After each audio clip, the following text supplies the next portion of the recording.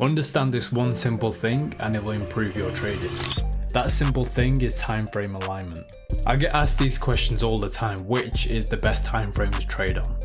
Firstly, you need to know how to align time frames. So if you are a swing trader, this is how you will be aligning your time frame. You will be using the weekly chart. So if you want to align a time frame with the weekly, that is the 4-hour chart. So what you see on the weekly, you will then go onto a lower time frame such as the 4-hour, and that's where you will execute and look to position yourself in a swing trade. If you want to go lower than the 4-hour chart, you can go onto the M15, and this is where you can position yourself as well. But if you are swing trading the position, I would recommend going from the weekly to the 4-hour.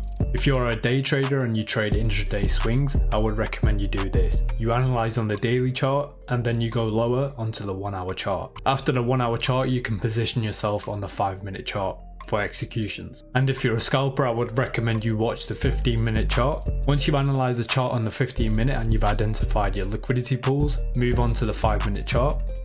On the 5-minute chart, this is where you can refine structure, and on the 1-minute chart, that's where you can look for your scalping entries. This is how you can align timeframes, and this is what my friend MMXM Trader has taught. I hope you guys found this short video useful and you can implement it in your own trading. As always, thanks for watching.